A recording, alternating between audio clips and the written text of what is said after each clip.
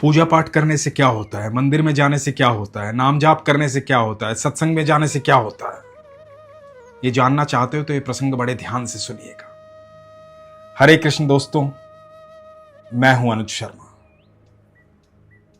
एक बार ठाकुर जी का एक अनन्य भक्त था, बेहद प्रेम करता था ठाकुर जी से। चाहे आंधी आए, तूफान आए, चाहे कुछ भी आए, सुबह नित्य उठकर स्नान करने के बाद पहले भगवान के दर्शन करने मंदिर जाता था। दर्शन करके आने के बाद ही कुछ खाता पीता था, चाहे कुछ भी हो जाए। एक दिन अपने घर से निकला मंदिर जाने के लिए, भगवान के दर्शन करने के लिए, पूरे ध्यान में नाम जप करते हुए। रात को बहुत बारिश हुई थी, जगह जगह पानी भरा हुआ था। एक जगह पहुंचा जहां एक पत्थर से टकराया और कीचड़ में गिर गया। कपड़े खराब हो गए। जब कपड़े खराब हो गए तो वापस अपने घर की तरफ गया, नाम जाप करते हुए। घर जाकर स्नान किया, दूसरे वस्त्र पहने, फिर से चल पड़ा।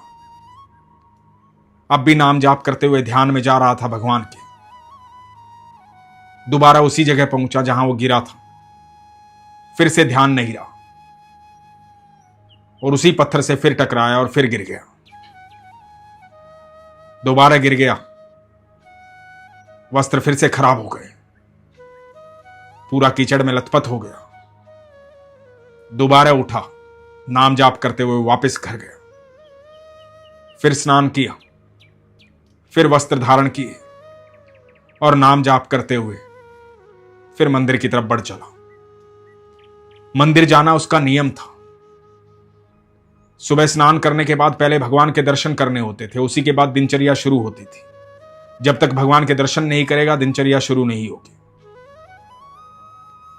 बिना किसी से शिकायत किए, बिना क्रोधित हुए, बिना मन में कोई दुर्भावना लिए हुए, नाम जाप करते हुए फिर से चल पड़ा। अब उस स्थान पर जा पहुंचा जहां वो 2 बार गिर चुका था। वहां एक व्यक्ति पहले से खड़ा था, हाथ में दिया लिए हुए। उस व्यक्ति ने कहा कि आओ मेरे साथ आओ, चलो मेरे साथ। मंदिर जा रहे हो ना? मैं चलता हूं मंदिर तक। तो इस व्यक्ति के साथ साथ चल पड़ा। यह व्यक्ति बड़ी सावधानी से इस भक्त को अपने साथ लेकर जा रहा था। जब मंदिर के बाहर पहुंचे तो इस व्यक्ति ने कहा कि जाओ मंदिर में, कर लो भगवान के दर्शन। तो इस भक्त ने कहा कि आप भी चलिए, आप भी तो दिया लेकर आए हैं, आप भी भगवान के दर्शन कर लीजिए। तो इस व्यक्ति ने कहा कि नहीं, मैं अंदर नहीं जाऊंगा, आप जाइए। तो इस भक्त ने कहा कि अरे चलिए, यहां तक आए तो भगवान के दर्शन भी तो कर लीजिए। आप ही ने तो कहा था कि चलो मंदिर तक छोड़ता हूं मैं। तो इस व्यक्ति ने कहा, वही तो मैंने कहा कि मंदिर तक छोड़ता हूं मैं। आपको मंदिर तक छोड़ दिया, आप अंदर जाइए। तो इस भक्त ने कहा कि लेकिन आप अंदर क्यों नहीं जाना चाहते, भगवान के दर्शन क्यों नहीं करना चाहते? आइए, यहां तक आए हैं तो दर्शन कर लीजिए। तो इस व्यक्ति ने कहा कि नहीं, मैं अंदर नहीं जा सकता, क्योंकि मैं काल हूं। मैं तुम्हें आज लेने आया था। तुमने भगवान की इतनी भक्ति की है, मैंने ही तुम्हें वहां पहली बार गिराया था। जब पहली बार गिराया, तुम्हारे कपड़े खराब हो गए, तुम कीचड़ में धंस गए, चुपचाप उठे, नाम जाप करते हुए वापस घर गए, बिना भगवान से कोई शिकायत किए हुए। लगातार नाम जाप करते रहे, स्नान किया, दूसरे कपड़े पहने और वापस मंदिर की तरफ चल पड़े। तो भगवान ने तुम्हारे सारे अपराध क्षमा कर दिए। अब तुम दूसरी बार भगवान के दर्शन करने के लिए घर से निकले, उसी स्थान पर पहुंचे, मैंने तुम्हें फिर गिराया।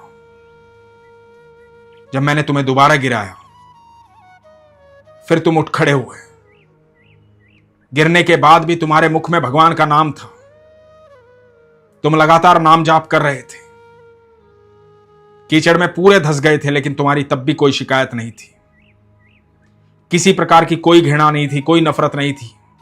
भगवान से किसी प्रकार की कोई शिकायत तुमने नहीं की। तुम उठे, फिर घर की तरफ चल पड़े, चुपचाप जाकर के स्नान किया, फिर कपड़े पहने। जब दूसरी बार भी तुमने कोई शिकायत नहीं की तो भगवान ने तुम्हारे सारे परिवार के पाप क्षमा कर दिए, सब अपराध क्षमा कर दिए। अब मेरे पास भी तीसरा मौका था। तीसरी बार जब तुम आ रहे थे तो मैंने सोचा कि यदि इस बार भी इसे गिराया और ये लगातार नाम जाप करता रहा तो प्रभु इस गांव के सब लोगों के पाप क्षमा कर देंगे। मैं काल हूं, फिर किसे अपने साथ लेकर जाऊंगा? तो मुझे लगा कि सारे गांव के पाप क्षमा हो उससे पहले मैं तुम्हें रास्ता दिखाता हूं, तुम्हें ठीक ठाक मंदिर पहुंचाता हूं, ताकि बाकी किसी को मैं ले जा सकूं। इसलिए मैं अंदर नहीं जाऊंगा, तुम अंदर जाओ। ये भक्त काल को देखता रह गया। काल अंतर्ध्यान हो गया। भगवान का आभार प्रकट करते हुए भगवान के मंदिर में पहुंचा, भगवान के दर्शन किए। दोस्तों, जब हम नाम जाप करते हैं तो हमारे शरीर के चारों तरफ एक अदृश्य घेरा तैयार होता है, जो किसी को दिखाई नहीं देता, लेकिन वो सुरक्षा घेरा होता है। एक ऐसा सुरक्षा घेरा जिससे कोई भी नकारात्मक ऊर्जा टकरा नहीं सकती, उसको भेद नहीं सकती। आप तक कोई भी नकारात्मक ऊर्जा कभी पहुंच नहीं सकती। आप सुरक्षित हो जाते हैं, आपका विश्वास प्रगाढ़ होता है। तो सच ये है, और कहा भी गया है, कि काल भी उसका कुछ नहीं बिगाड़ सकता। जो ठाकुर जी का भक्त है, जो ईश्वर के सानिध्य में रहता है, प्रभु के सानिध्य में रहता है, उसका कोई कुछ नहीं बिगाड़ सकता, क्योंकि वो प्रभु के सुरक्षा घेरे में है। जब हम मंदिर जाते हैं, सत्संग में जाते हैं, नाम जाप करते हैं, पूजा पाठ करते हैं, भगवान पर विश्वास करते हैं, भगवान से प्रेम करते हैं, तो यकीन मानना, हम जीवन के इतने संकटों से अपने आप ही बच जाते हैं कि वो संकट हम तक पहुंच नहीं पाते। जब हमें यह लग रहा होता है ना कि जीवन में सब कुछ सही चल रहा है, सब कुछ ठीक ठाक चल रहा है, तो यकीन मानना, वो हमारी भक्ति के कारण चल रहा है, हमारे नाम जप के कारण चल रहा है, हमारे विश्वास के कारण चल रहा है। क्योंकि ईश्वर ने हमें वो सुरक्षा घेरा प्रदान कर दिया है जो हमें सुरक्षित रखे हुए है। यदि हर पल सुरक्षित रहना चाहते हो, खुश रहना चाहते हो, प्रसन्न रहना चाहते हो, क्योंकि ये जो सुरक्षा घेरा होता है ना,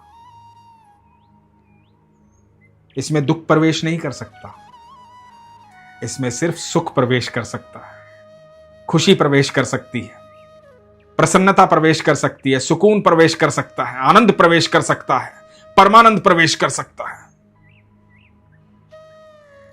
तो ऐसे सुरक्षा घेरे में आप रहना चाहते हो ना, तो विश्वास करो, मंदिर जाओ, नाम जप करो, सत्संग में जाओ, पूजा पाठ करो और प्रगाढ़ विश्वास रखो। जब विश्वास रखोगे तो हर पल चमत्कार होगा, हर क्षण चमत्कार होगा। इसलिए हमेशा कहता हूं, अपने विश्वास को मजबूत रखो, अपना ख्याल रखो। हरे कृष्ण।